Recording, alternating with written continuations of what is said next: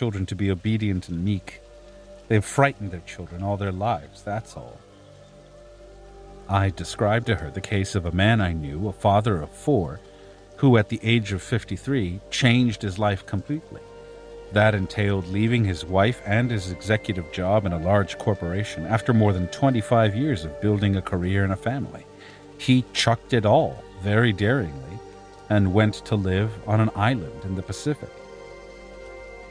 You mean he went there all by himself? La Gorda asked with a tone of surprise. She had destroyed my argument. I had to admit that the man had gone there with his 23-year-old bride, who no doubt is complete, La Gorda added. I had to agree with her again. An empty man uses the completeness of a woman all the time, she went on. A complete woman is dangerous in her completeness, more so than a man. She is unreliable, moody, nervous, but also capable of great changes. Women like that can pick themselves up and go anywhere. They'll do nothing there, but that's because they had nothing going to begin with. Empty people, on the other hand, can't jump like that anymore, but they're more reliable. The Nagual said that empty people are like worms that look around before moving a bit, and then they back up, and then they move a little bit more again. Complete people always jump, somersault, and almost always land on their heads, but it doesn't matter to them. The Nagual said that to enter into the other world, one has to be complete. To be a sorcerer, one has to have all of one's luminosity, no holes, no patches, and all the edge of the spirit. So a sorcerer who is empty has to regain completeness. Man or woman, they must be complete to enter into that world out there, that eternity where the Nagual and Genaro are now waiting for us. She stopped talking and stared at me for a long moment. There was barely enough light to write. But how did you regain your completeness? I asked. She jumped at the sound of my voice. I repeated my question. She stared up at the roof of the cave before answering me. I had to refuse those 2 girls, she said. The Nagual once told you how to do that, but you didn't want to hear it. His point was that one has to steal that edge back. He said that we got it the hard way by stealing it, and that we must recover it the same way, the hard way. He guided me to do that. And the first thing he made me do was to refuse my love for those 2 children. I had to do that in dreaming. Little by little, I learned not to like them, but the Nagual said that that was useless. One has to learn not to care, and not to like. Whenever those girls meant nothing to me, I had to see them again, lay my eyes and my hands on them. I had to pat them gently on the head and let my left side snatch the edge out of them. What happened to them? Nothing. They never felt a thing. They went home and are now like 2 grown-up persons, empty like most people around them. They don't like the company of children because they have no use for them. I would say that they're better off. I took the craziness out of them. They didn't need it. Well, I did. I didn't know what I was doing when I gave it to them. Besides, they still retained the edge they stole from their father. The Nagual was right. No one noticed the loss, but I did notice my gain. As I looked out of this cave, I saw all my illusions lined up like a row of soldiers. The world was bright and new. The heaviness of my body and my spirit had been lifted off, and I was truly a new being. Do you know how you took your edge from your children? They are not my children. I have never had any. Look at me. She crawled out of the cave, lifted her skirt, and showed me her naked body. The first thing I noticed was how slender and muscular she was. She urged me to come closer and examine her. Her body was so lean and firm that I had to conclude she could not possibly have had children. She put her right leg on a high rock and showed me her vagina. Her drive to prove her change was so intense that I had to laugh to bridge my nervousness. I said that I wasn't a doctor and therefore I couldn't tell, but that I was sure she must be right. "Of course I'm right," she said as she crawled back into the cave. "Nothing has ever come out of this womb." After a moment's pause, she answered my question, which I had already forgotten under the onslaught of her display. "My left side took my edge back," she said. "All I did was to go and visit the girls. I went there 4 or 5 times to allow them time to feel at ease with me. They were big girls and were going to school. I thought I would have to fight not to like them, but the Nagual said that it didn't matter, that I should like them if I wanted to. So I liked them. But my liking them was just like liking a stranger. My mind was made up, my purpose was unbending. I wanted to enter into the other world while I'm still alive, as the Nagual told me. In order to do that, I need all the edge of my spirit. I need my completeness. Nothing can turn me away from that world. Nothing." She stared at me, defiantly. "You have to refuse both.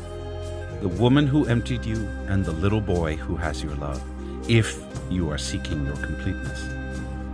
The woman you can easily refuse. The little boy is something else. Do you think that your useless affection for that child is so worthy as to keep you from entering into that realm?" I had no answer. It wasn't that I wanted to think it over. It was rather that I had become utterly confused. "Soledad has to take her edge out of Pablito if she wants to enter into the Nagual," she went on. "How in the hell is she going to do that? Pablito, no matter how weak he is a sorcerer, but the Nagual gave Soledad a unique chance. He said to her that her only moment would come when you walked into the house, and for that moment, he not only made us move out into the other house, but he made us help her widen the path to the house, so you could drive your car to the very door. He told her that if she lived an impeccable life, she would bag you and suck away all your luminosity, which is all the power the Nagual left inside your body. That would not be difficult for her to do, since she's going in the opposite direction. She could drain you to nothing. Her great feat was to lead you to a moment of helplessness. Once she had killed you, your luminosity would have increased her power, and she would then have come after us. I was the only one who knew that. Lydia, Josefina, and Rosa love her.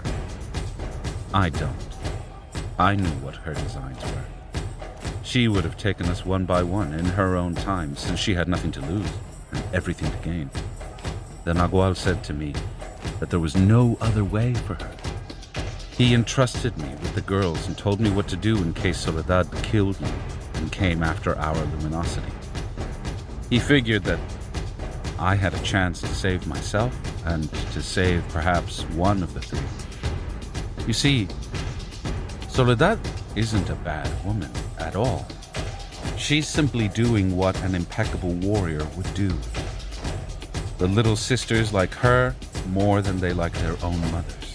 She's a real mother to them. That was, the Nagual said, the point of her advantage. I haven't been able to pull the little sisters away from her, no matter what I do.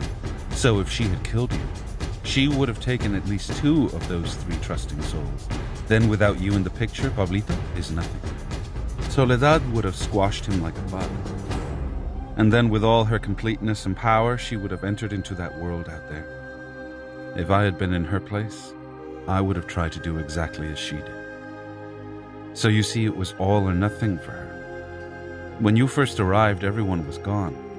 It looked as if it was the end for you and for some of us. But then at the end, it was nothing for her, and a chance for the sisters. The moment I knew you had succeeded, I told the 3 girls that now it was their turn. The Nagual had said that they should wait until the morning to catch you unawares. He said that the morning was not a good time for you. He commanded me to stay away and not interfere with the sisters, and to come in only if you would try to injure their luminosity. Were they supposed to kill me, too? Well, yes. You are the male side of their luminosity. Their completeness is, at times, their disadvantage. The Nagual ruled them with an iron hand and balanced them, but now that he's gone, they have no way of leveling off. Your luminosity could do that for them. How about you, Gorda? Are you supposed to finish me off too? I've told you already that I'm different. I am balanced. My emptiness, which was my disadvantage, is now my advantage. Once a sorcerer regains his completeness, he's balanced, while a sorcerer who was always complete is a bit off, like Genaro was a bit off. But the Nagual was balanced because he had been incomplete like you and me, even more so than you and me. He had 3 sons and 1 daughter. The little sisters are like Genaro, a bit off, and most of the times so taut that they have no measure. How about me, Gorda? Do I also have to go after them? No. Only they could have profited by sucking away your luminosity. You can't profit at all by anyone's death. The Nagual left a special power, a balance of some kind, which none of us has. Can't they learn to have that balance? Sure they can, but that has nothing to do with the task the little sisters had to perform. The task was to steal your power. For that, they became so united that they are now one single being. They trained themselves to sip you up like a glass of soda.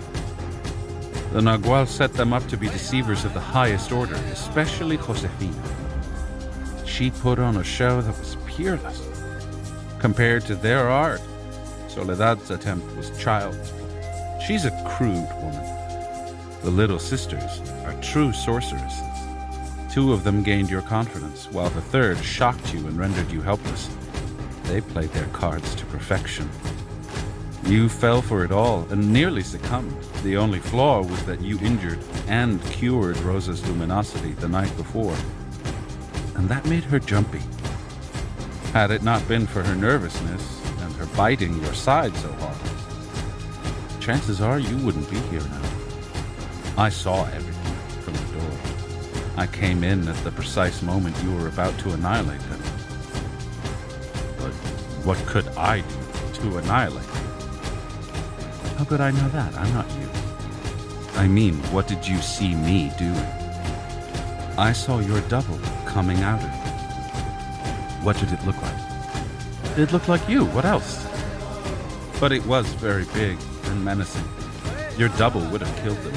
So I came in and interfered with it. It took the best of my power to calm you down.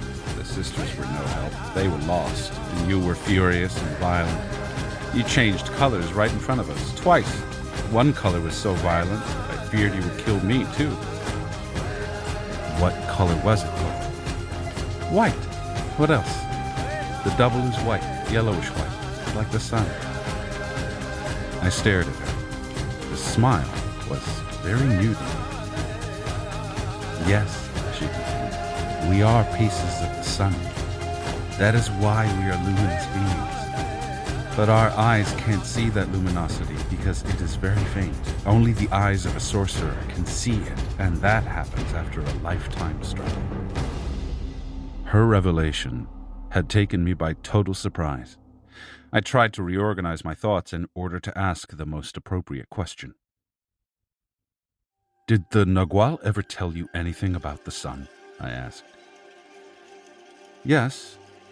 We are all like the sun, but very, very faint. Our light is too weak, but it is light anyway. But did he say that the sun was perhaps the Nagual? I insisted desperately. La Gorda didn't answer.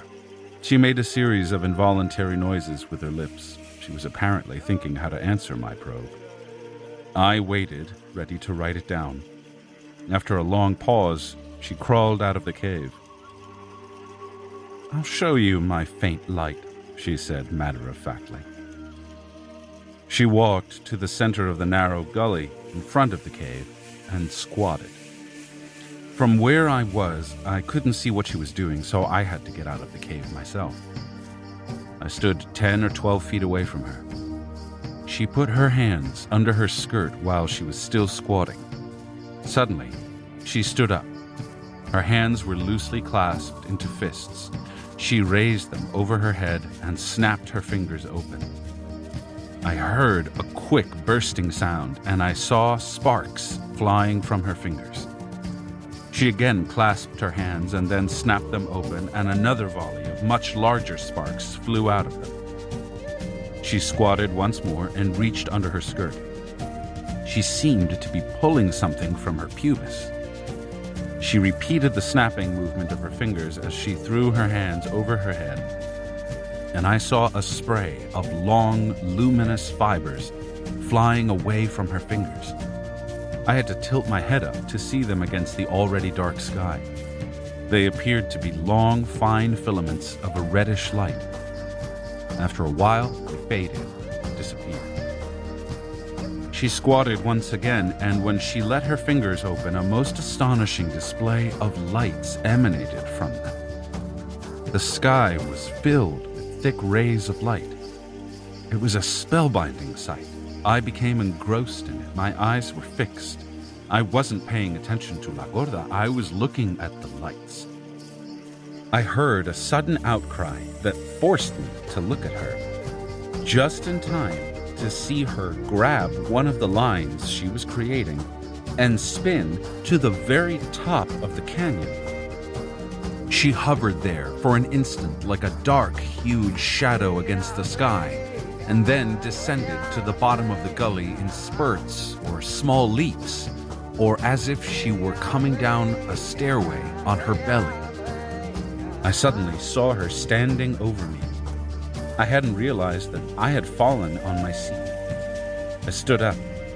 She was soaked in perspiration and was panting, trying to catch her breath. She couldn't speak for a long time. She began to jog in place. I didn't dare to touch her. Finally, she seemed to have calmed down enough to crawl back into the cave. She rested for a few minutes. Her actions had been so fast that I had hardly had any time to evaluate what had happened.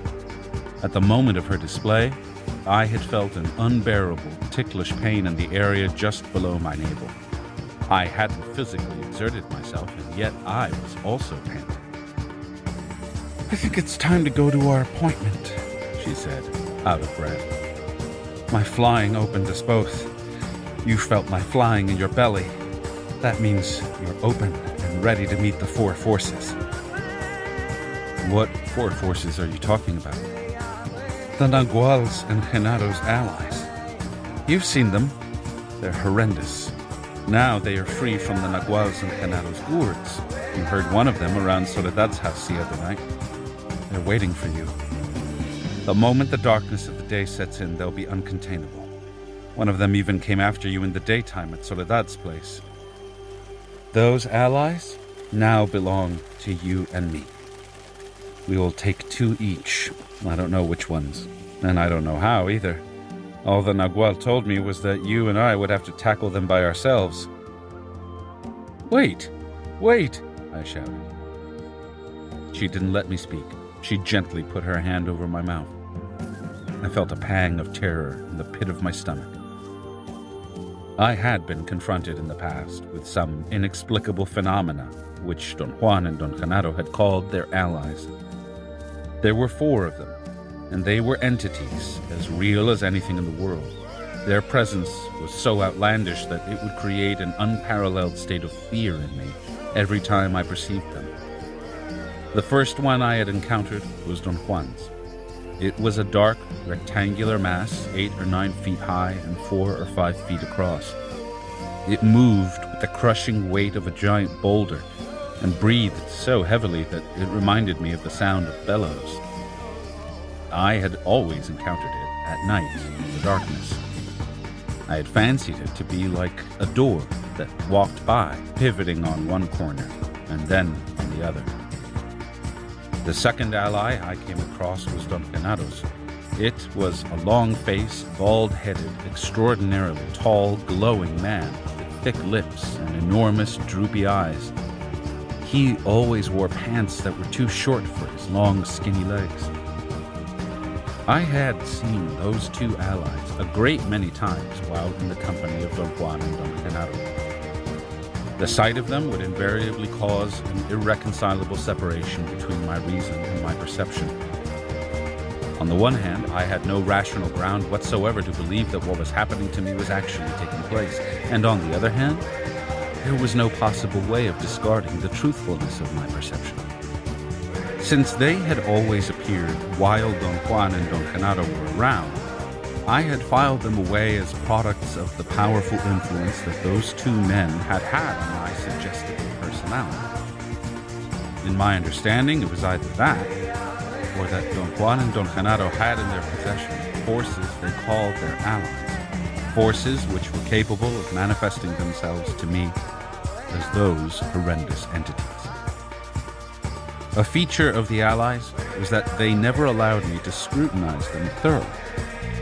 I had tried, various times, to focus my undivided attention on them, but every time I would get dizzy and disassociated. The other two allies were more elusive. I had seen them only once, a gigantic black jaguar with yellow glowing eyes, and a ravenous, enormous coyote. The two beasts were ultimately aggressive, overpowering. The jaguar was Don Genaro's, and the coyote was Don Juan's. La Gorda crawled out of the cave. I followed her. She led the way. We walked out of the gully and reached a long, rocky plain. She stopped and let me step ahead. I told her that if she was going to let me lead us, I was going to try to get to the car. She shook her head affirmatively and clung to me. I could feel her clammy skin. She seemed to be in a state of great agitation. It was perhaps a mile to where we had left the car, and to reach it we had to cross the deserted rocky plain. Don Juan had shown me a hidden trail among some big boulders, almost on the side of the mountain that flanked the plain toward the east. I headed for that trail. Some unknown urge was guiding me. Otherwise, I would have taken the same trail we had taken before when we had crossed the plain on the level ground. La Gorda seemed to be anticipating something awesome. She grabbed onto me. Her eyes were wild. "Are we going the right way?" I asked. She didn't answer. She pulled her shawl and twisted it until it looked like a long, thick rope. She encircled my waist with it, crossed over the ends, and encircled herself. She tied a knot and thus had us bound together in a band that looked like a figure 8. "What did you do this for?" I asked. She shook her head. Her teeth chattered, but she couldn't say a word. Her fright seemed to be extreme. She pushed me to keep on walking. I couldn't help wondering why I wasn't scared out of my wits myself. As we reached the high trail, the physical exertion began to take its toll on me. I was wheezing and had to breathe through my mouth. I could see the shape of the big boulders. There was no moon, but the sky was so clear that there was enough light to distinguish shapes. I could hear La Gorda also wheezing. I tried to stop to catch my breath, but she pushed me gently as she shook her head negatively. I wanted to make a joke to break the tension when I heard a strange thumping noise. My head moved involuntarily to my right to allow my left ear to scan the area. I stopped breathing for an instant, and then I clearly heard that someone else besides La Gorda and myself was breathing heavily. I checked again to make sure before I told her. There was no doubt that the massive shape was there among the boulders. I put my hand on La Gorda's mouth as we kept on moving and signaled her to hold her breath. I could tell that the massive shape was very close. It seemed to be sliding as quietly as it could. It was wheezing softly. La Gorda was startled. She squatted and pulled me down with her by the shawl tied around my waist. She put her hands under her skirt for a moment and then stood up. Her hands were clasped, and when she snapped her fingers open, a volley of sparks flew from them.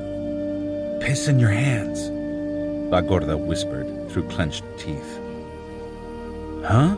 I said, unable to comprehend what she wanted me to do. She whispered her order 3 or 4 times with increasing urgency. She must have realized I didn't know what she wanted, for she squatted again and showed that she was urinating in her hands. I stared at her, dumbfounded, as she made her urine fly like reddish sparks. My mind went blank. I didn't know which was more absorbing, the sight of La Gorda was creating with her urine, or the wheezing of the approaching entity. I couldn't decide on which of the two stimuli to focus my attention. Both were enthralling. "Quickly, do it in your hands," La Gorda grumbled between her teeth. I heard her, but my attention was dislocated. With an imploring voice, La Gorda added that my sparks would make the approaching creature, whatever it was, retreat. She began to whine, and I began to feel desperate. I could not only hear, but I could also sense with my whole body the approaching entity. I tried to urinate in my hands. My effort was useless. I was too self-conscious and nervous. I became possessed by La Gorda's agitation and struggled desperately to urinate. I finally did it. I snapped my fingers 3 or 4 times, but nothing flew out of them. "Do it again," La Gorda said. "It takes a while to make sparks." I told her that I had used up all the urine I had. There was the most intense look of despair in her eyes. At that instant, I saw the massive rectangular shape moving toward us. Somehow, it didn't seem menacing to me, although La Gorda was about to faint out of fear. Suddenly, she untied her shawl and leaped onto a small rock that was behind me and hugged me from behind, putting her chin on my head. She had practically climbed on my shoulders. The instant that we adopted that position, the shape ceased moving. It kept on wheezing, perhaps 20 feet away from us. I felt a giant tension that seemed to be focused in my midsection. After a while, I knew without the shadow of a doubt that if we remained in that position, we would have drained our energy and fallen prey to whatever was stalking us. I told her that we were going to run for our lives. She shook her head negatively. She seemed to have regained her strength and confidence. She said then that we had to bury our heads in our arms and lie down with our thighs against our stomachs.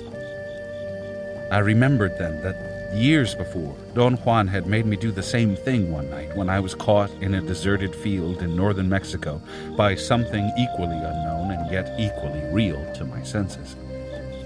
At that time, Don Juan had said that fleeing was useless, and that the only thing one could do was to remain on the spot in the position La Gorda had just prescribed. I was about to kneel down when I had the unexpected feeling that we had made a terrible mistake in leaving the cave. We had to go back to it, at any cost. I looped La Gorda's shawl over my shoulders and under my arms. I asked her to hold the tips above my head, climb to my shoulders and stand on them, bracing herself by pulling up the ends of the shawl and fastening it like a harness. Years before, Don Juan had told me that one should meet strange events, such as the rectangular shape in front of us, with unexpected actions.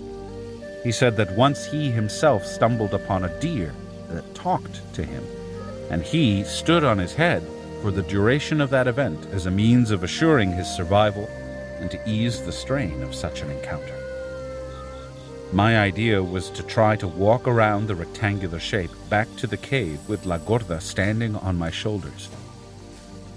She whispered that the cave was out of the question. The Nagual had told her not to remain there at all. I argued as I fixed the shawl for her that my body had the certainty that in the cave we would be all right. She replied that that was true, and it would work except that we had no means whatever to control those forces. We needed a special container, a gourd of some sort, like those I had seen dangling from Don Juan's and Don Genado's belts. She took off her shoes and climbed on my shoulders and stood there. I held her by her calves. As she pulled on the ends of the shawl, I felt the tension of the band under my armpits. I waited until she had gained her balance. To walk in the darkness, carrying 115 pounds on my shoulders, was no mean feat. I went very slowly. I counted 23 paces, and I had to put her down. The pain on my shoulder blades was unbearable. I told her that although she was very slender, her weight was crushing my collarbone. The interesting part, however, was that the rectangular shape was no longer in sight. Our strategy had worked. La Gorda suggested that she carry me on her shoulders for a stretch. I found the idea ludicrous. My weight was more than what her small frame could stand. We decided to walk for a while and see what happened. There was a dead silence around us.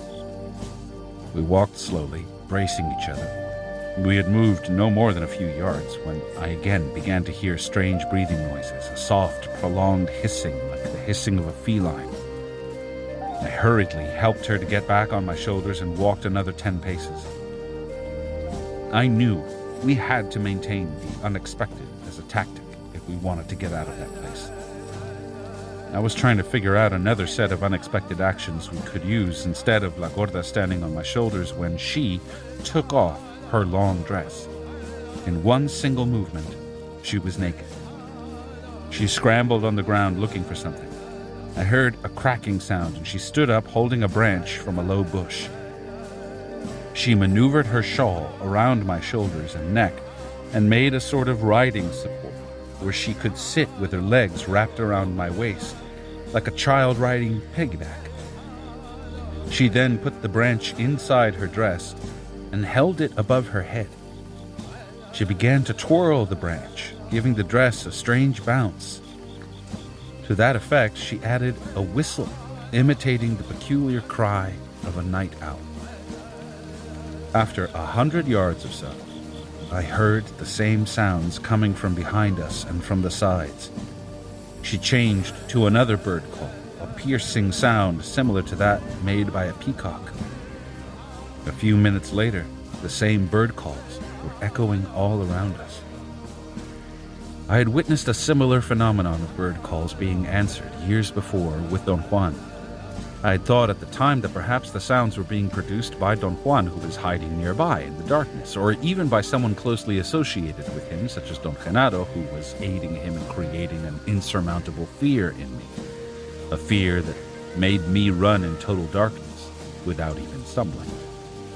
Don Juan had called that particular action of running in darkness the Gate of Power.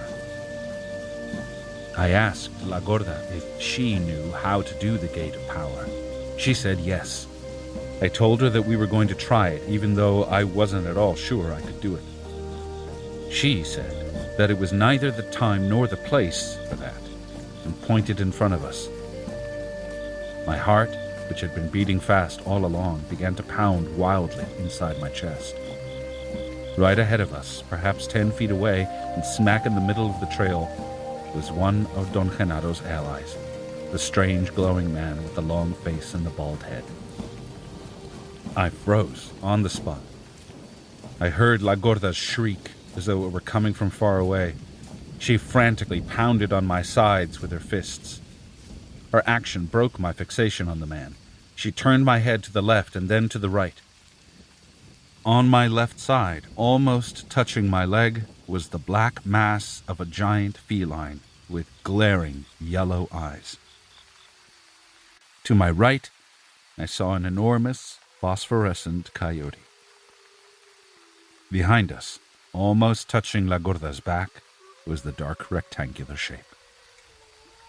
The man turned his back to us and began to move on the trail. I also began to walk. La Gorda kept on shrieking and whining. The rectangular shape was almost grabbing her back. I heard it moving with crushing thumps.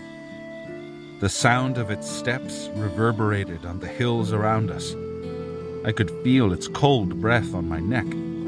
I knew that La Gorda was about to go mad, and so was I. The feline and the coyote were almost rubbing my legs. I could hear their hissing and growling increasing in volume. I had, at that moment, the irrational urge to make a certain sound Don Juan had taught me. The allies answered me. I kept on frantically making the sound, and they answered me back. The tension diminished by degrees, and before we reached the road, I was part of a most extravagant scene. La Gorda was riding piggyback, happily bouncing her dress over her head as if nothing had ever happened, keeping the bounces in rhythm with the sound I was making, while 4 creatures of another world answered me back as they moved at my pace, flanking us on all 4 sides. We got to the road in that fashion, but I didn't want to leave. There seemed to be something missing. I stayed motionless with La Gorda on my back and made a very special tapping sound Don Juan had taught me. He said that it was the call of moths. In order to produce it, one had to use the inside edge of the left hand and the lips. As soon as I made it, everything seemed to come to rest peacefully.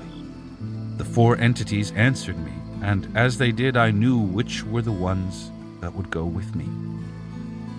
I then walked to the car and eased La Gorda off my back onto the driver's seat and pushed her over to the side. We drove away in absolute silence. Something had touched me somewhere, and my thoughts had been turned off. La Gorda suggested that we go to Don Genaro's place instead of driving to her house. She said that Benigno, Nestor, and Pablito lived there, but they were out of town. Her suggestion appealed to me. Once we were in the house, La Gorda lit a lantern. The place looked just as it had the last time I had visited Don Genaro. We sat on the floor. I pulled up a bench and put my writing pad on it. I wasn't tired and I wanted to write, but I couldn't do it. I couldn't write at all. "What did the Nagual tell you about the allies?" I asked. My question seemed to catch her off guard. She didn't know how to answer. "I can't think," she finally said. It was as though she had never experienced that state before. She paced back and forth in front of me. Tiny beads of perspiration had formed on the tip of her nose and on her upper lip. She suddenly grabbed me by the hand and practically pulled me out of the house. She led me to a nearby ravine, and there she got sick. My stomach felt queasy. She said that the pull of the allies had been too great, and that I should force myself to throw up. I stared at her, waiting for a further explanation. She took my head in her hands and stuck her finger down my throat with the certainty of a nurse dealing with a child, and actually made me vomit. She explained that human beings had a very delicate glow around the stomach, and that glow was always being pulled by everything around. At times, when the pull was too great, as in the case of contact with the allies, or even in the case of contact with strong people, the glow would become agitated, change color, or even fade altogether. In such instances, the only thing one could do was simply to throw up. I felt better, but not quite myself yet. I had a sense of tiredness, of heaviness around my eyes. We walked back to the house. As we reached the door, La Gorda sniffed the air like a dog and said that she knew which allies were mine. Her statement, which ordinarily would have had no other significance than the one she alluded to, or the one I myself read into it, had the special quality of a cathartic device. It made me explode into thoughts. All at once, my usual intellectual deliberations came into being. I felt myself leaping in the air as if thoughts had an energy of their own. The first thought that came to my mind was that the allies were actual entities, as I had suspected without ever daring to admit it, even to myself. I had seen them, and felt them, and communicated with them. I was euphoric. I embraced La Gorda and began to explain to her the crux of my intellectual dilemma. I had seen the allies without the aid of Don Juan or Don Genaro, and that act made all the difference in the world to me. I told La Gorda that once, when I had reported to Don Juan that I had seen one of the allies, he had laughed and urged me not to take myself so seriously and to disregard what I had seen. I had never wanted to believe I was having hallucinations, but I didn't want to accept that there were allies either. My rational background was unbending. I could not bridge the gap. This time, however, everything was different, and the thought that there were actually beings on this earth that were from another world without being aliens to the earth was more than I could bear. I said to La Gorda, half in jest, that secretly I would have given anything to be crazy. That would have absolved some part of me from the crushing responsibility of revamping my understanding of the world. The irony of it was that I couldn't have been more willing to revamp my understanding of the world on an intellectual level, that is. But that wasn't enough. That had never been enough. And that had been my insurmountable obstacle all along. My deadly flaw. I had been willing to dally in Don Juan's world in a semi-convinced fashion. Therefore, I had been a quasi-sorcerer. All my efforts had been no more than my inane eagerness to fence with the intellect, as if I were in academia where one can do that very thing from 8 a.m. to 5 p.m., at which time, duly tired, one goes home. Don Juan used to say as a joke that after arranging the world in a most beautiful and enlightened manner, the scholar goes home at 5 o'clock in order to forget his beautiful arrangement. While La Gorda made us some food, I worked feverishly on my notes. I felt much more relaxed after eating. La Gorda was in the best of spirits. She clowned the way Don Genaro used to, imitating the gestures I made while I wrote. "What do you know about the allies, Gorda?" I asked. "Only what the Nagual told me," she replied. "He said that the allies were forces that a sorcerer learns to control. He had 2 inside his gourd, and so did Genaro." "How do they keep them inside their gourds?" "No one knows that. All the Nagual knew was that a tiny, perfect gourd with a neck must be found before one could harness the allies." "Where can one find that kind of gourd?" "Anywhere. The Nagual left word with me in case we survived the attack of the allies that we should start looking for the perfect gourd, which must be the size of the thumb of the left hand. That was the size of the Nagual's gourd." "Have you ever seen his gourd?" "No, never. The Nagual said that a gourd of that kind is not in the world of men. It's like a little bundle that one can distinguish hanging from their belts. But if you deliberately look at it, you will see nothing. The gourd, once it's found, must be groomed with great care. Usually sorcerers find gourds like that on vines in the woods. They pick them and dry them, and then they hollow them out. And then they smooth them and polish them. Once the sorcerer has his gourd, he must offer it to the allies and entice them to live there. If the allies consent, the gourd disappears from the world of men and the allies become an aid to the sorcerer. The Nagual and Genaro could make their allies do anything that needed to be done, things they themselves couldn't do, such as, for instance, sending the wind to chase me or sending that chicken to run inside Lydia's blouse. I heard a peculiar, prolonged hissing sound outside the door. It was the exact sound I had heard in Doña Soledad's house 2 days before.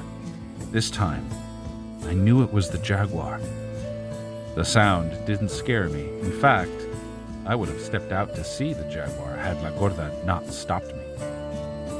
"You're still incomplete," she said. "The allies would feast on you. if you go out by yourself, especially that daring one that's prowling out there now.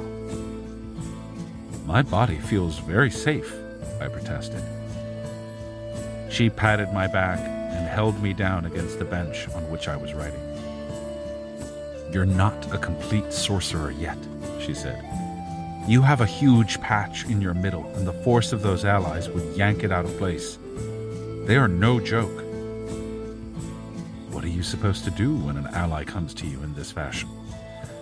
I don't bother with them, one way or another. The Nagual taught me to be balanced and not to seek anything eagerly. Tonight, for instance, I knew which allies would go to you, if you can ever get a gourd and groom it.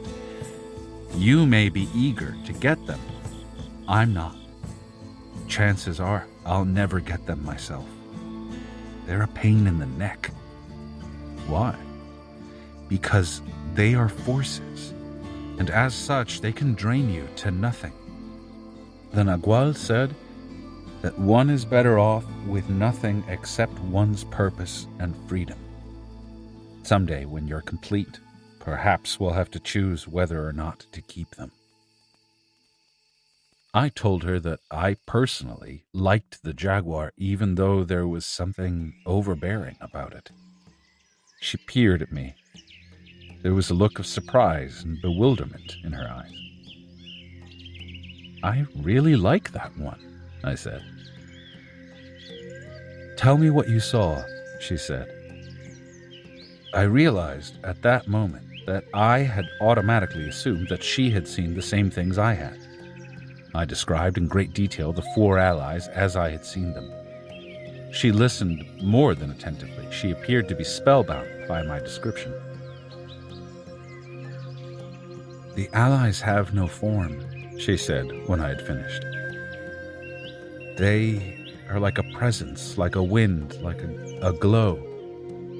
The first one we found tonight was a blackness that wanted to get inside my body. That's why I screamed. I felt it reaching up my legs. The others were just colors. Their glow was so strong, though, that it made the trail look as if it were daytime. Her statements astounded me. I had finally accepted, after years of struggle and purely on the basis of our encounter with them that night, that the allies had a consensual form, a substance which could be perceived equally by everyone's senses.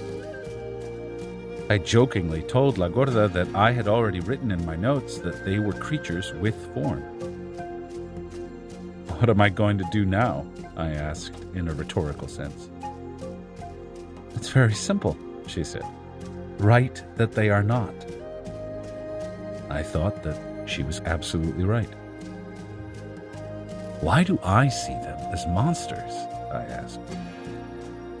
That's no mystery, she said. You haven't lost your human form yet. The same thing happened to me. I used to see the allies as people. All of them were Indian men with horrible faces and mean looks. They used to wait for me in deserted places. I thought they were after me as a woman. The Nagual used to laugh his head off at my fears, but still I was half dead with fright. One of them used to come and sit on my bed and shake it until I would wake up. The fright that ally used to give me was something that I don't want repeated, even now that I'm changed. Tonight, I think I was as afraid of the allies as I used to be. You mean you don't see them as human beings anymore? No, not anymore. The Nagual told you that an ally is formless. He's right. An ally is only a presence, a helper that is nothing, and yet it is as real as you and me. Have the little sisters seen the allies? Everybody has seen them one time or another. Are the allies just a force for them too? No. They're like you. They haven't lost their human form yet. None of them has. For all of them, the little sisters, the Genaros and Soledad, the allies are horrendous things. With them, the allies are malevolent, dreadful creatures of the night. The sole mention of the allies sends Lydia and Josefina and Pablito into a frenzy. Rosa and Nestor are not that afraid of them, but they don't want to have anything to do with them either. Benigno has his own designs, so he's not concerned with them. They don't bother him, or me, for that matter. But the others are easy prey for the Allies, especially now that the Allies are out of the Nagual's and Genado's gourds. They come all the time, looking for you. The Nagual told me that as long as one clings to the human form, one can only reflect that form. And since the Allies feed directly onto our life force in the middle of the stomach, they usually make us sick, and then we see them as heavy, ugly creatures. Is there something that we can do to protect ourselves, or to change the shape of those creatures?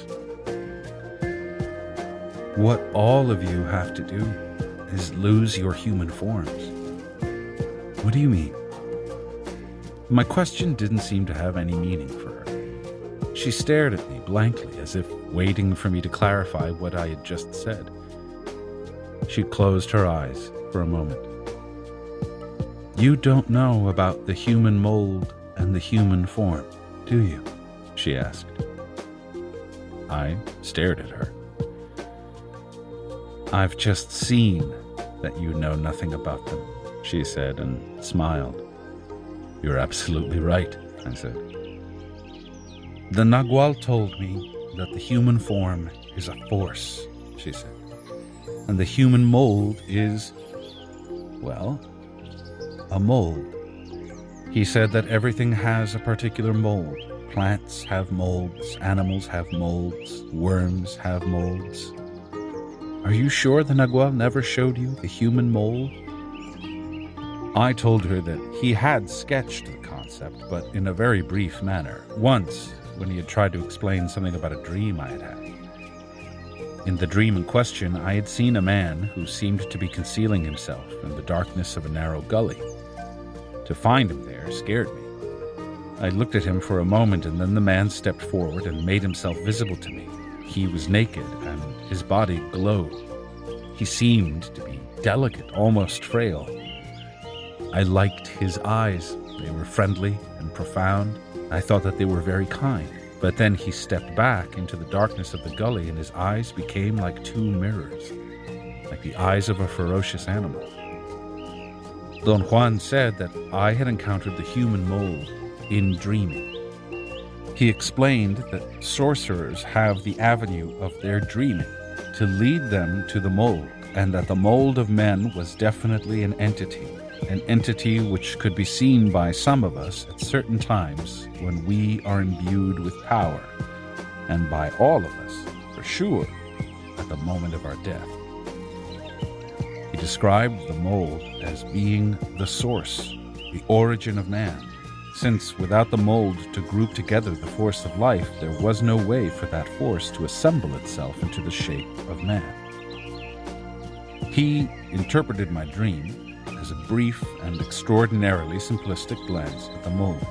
He said that my dream had restated the fact that I was a simple-minded and very earthy man. La Gorda laughed and said that she would have said the same thing herself. To see the mold as an average naked man, and then as an animal, had been indeed a very simplistic view of the mold. Perhaps it was just a stupid, ordinary dream, I said, trying to defend myself. No, she said with a large grin. You see, the human mold glows, and it's always found in water holes and narrow gullies. Why in gullies and water holes? I asked. It feeds on water. Without water, there is no mold, she replied. I know that the Nagual took you to waterholes regularly in hopes of showing you the mold, but your emptiness prevented you from seeing anything. The same thing happened to me. He used to make me lie naked on a rock in the very center of a particular dried-up waterhole, but all I did was to feel the presence of something that scared me out of my wits.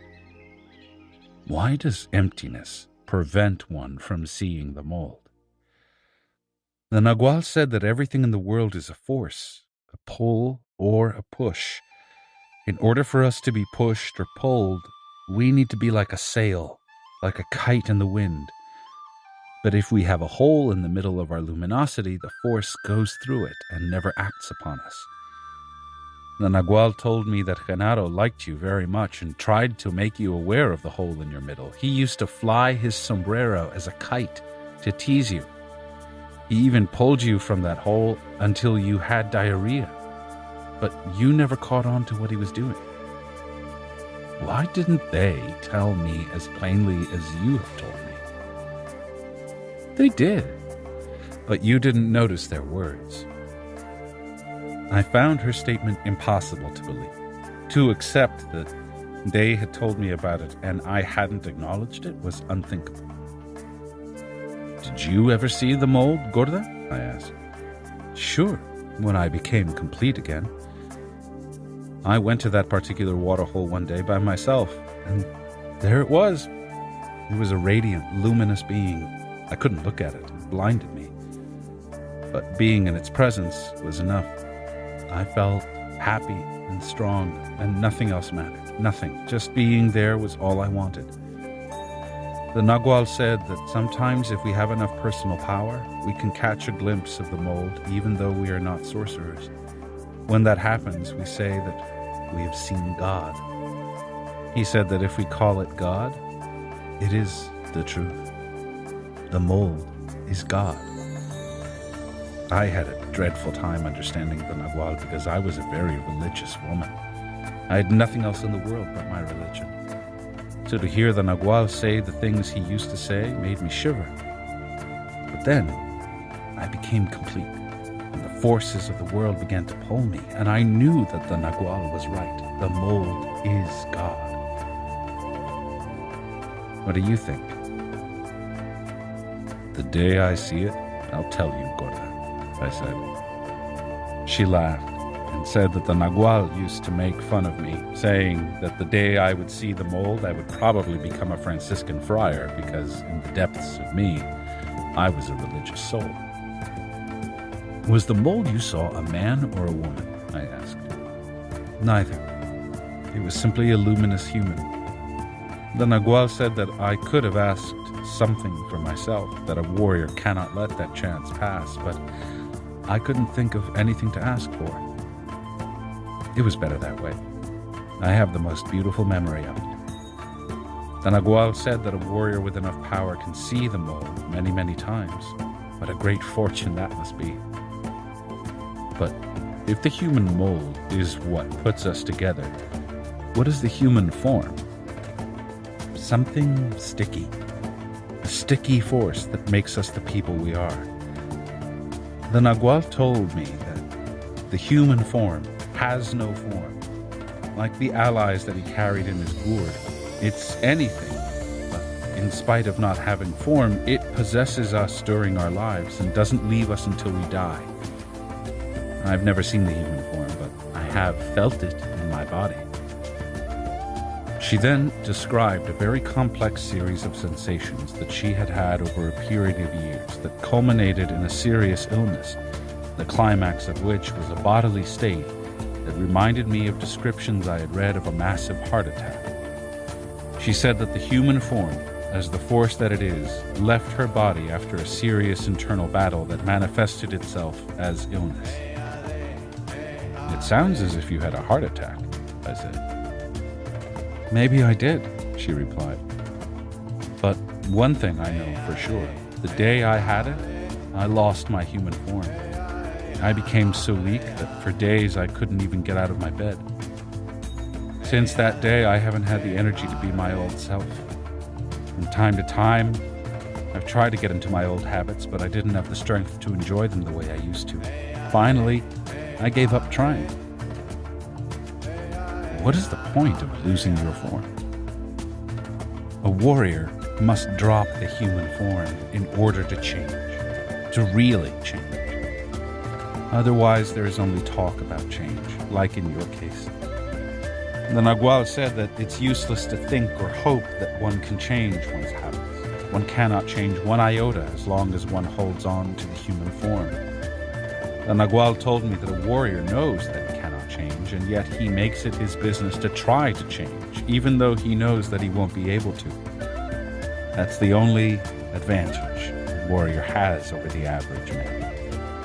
The warrior is never disappointed when he fails to change. But you are still yourself, Gorda, aren't you? No, not anymore.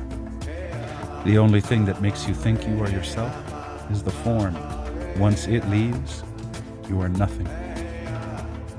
But you still talk and think and feel as you always do, don't you? Not at all. I'm new. She laughed and hugged me as if she were consoling a child. Only Eligio and I have lost our form, she went on.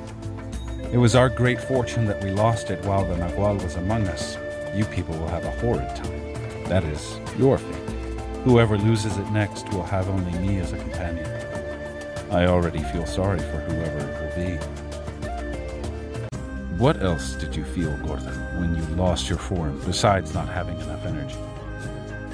The Nagual told me that a warrior without form begins to see an eye. I saw an eye in front of me every time I closed my eyes. It got so bad that I couldn't rest anymore. The eye followed me wherever I went. I nearly went mad. Finally, I suppose I became used to it. Now, I don't even notice it because it has become part of me. The formless warrior uses that eye to start dreaming. If you don't have a form, you don't have to go to sleep to do dreaming.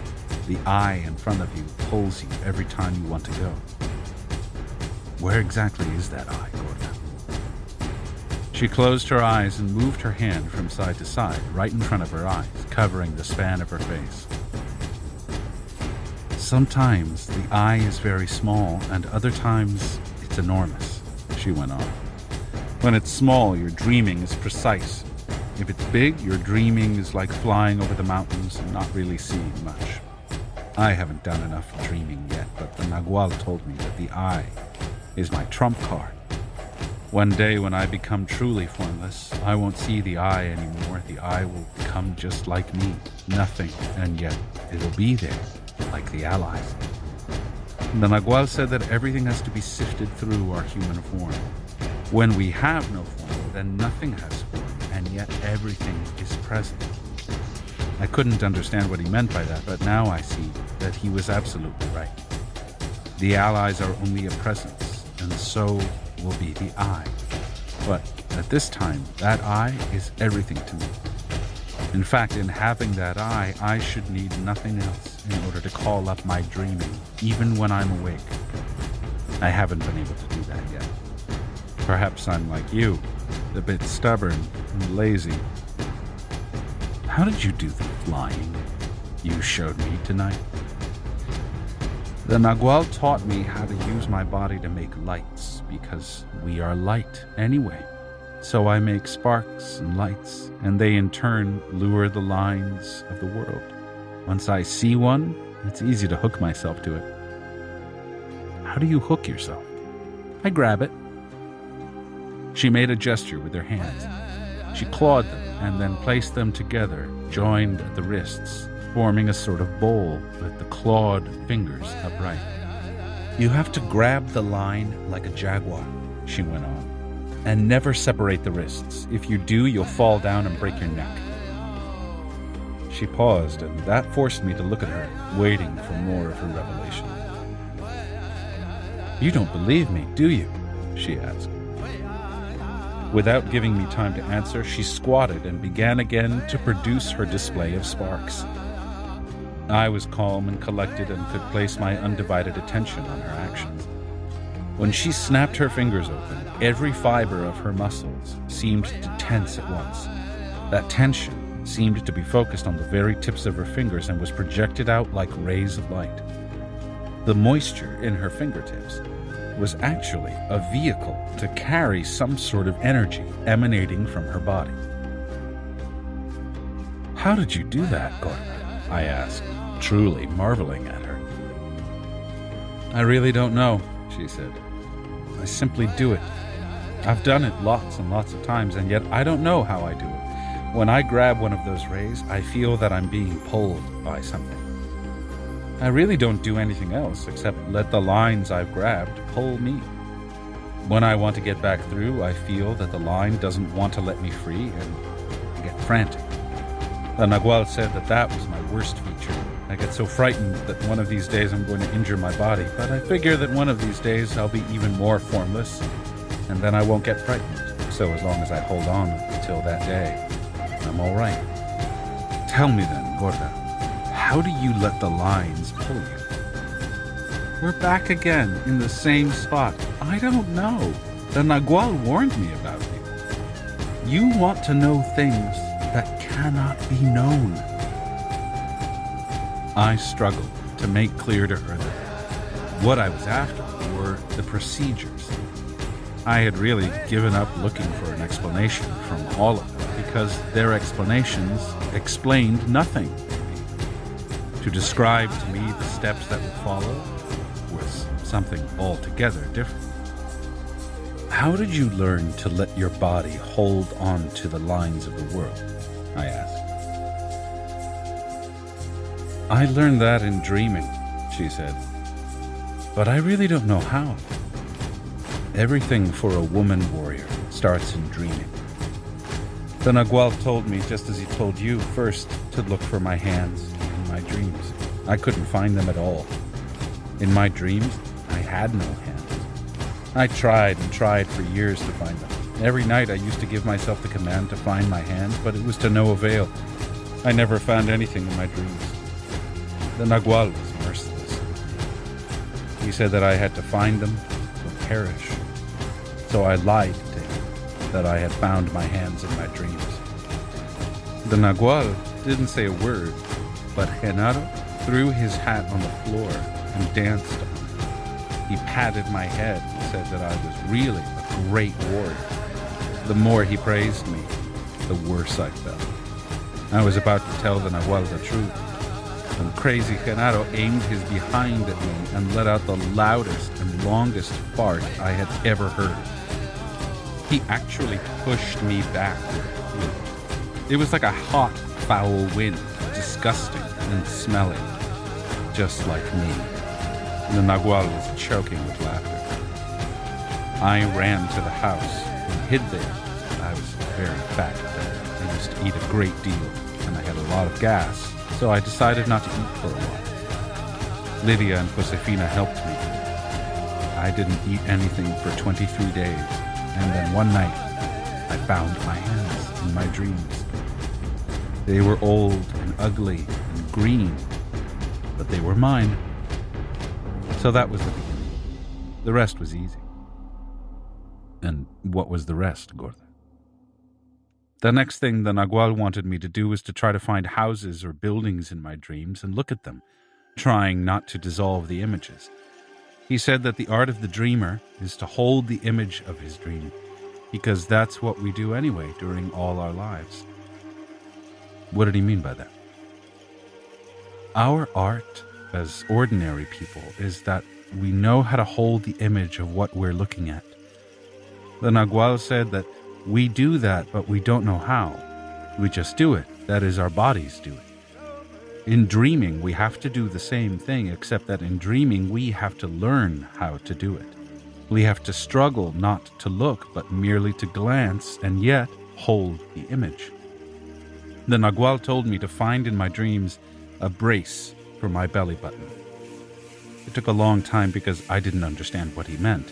He said that in dreaming, we pay attention with the belly button, therefore it has to be protected. We need a little warmth or a feeling that something is pressing the belly button in order to hold the images in our dreams. I found a pebble in my dreams that fit my belly button, and the Nagual made me look for it day after day in water holes and canyons until I found it. I made a belt for it, and I still wear it day and night. Wearing it made it easier for me to hold images in my dreams. Then the Nagual gave me the task of going to specific places in my dreaming. I was doing really well with my task, but at that time I lost my form and I began to see the eye in front of me. The Nagual said that the eye had changed everything, and he gave me orders to begin using the eye to pull myself away. He said that I didn't have time to get to my double in dreaming, but that the eye was even better.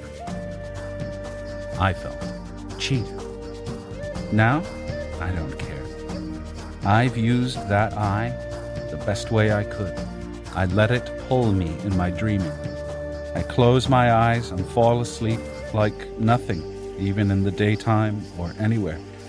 The eye pulls me and I enter into another world.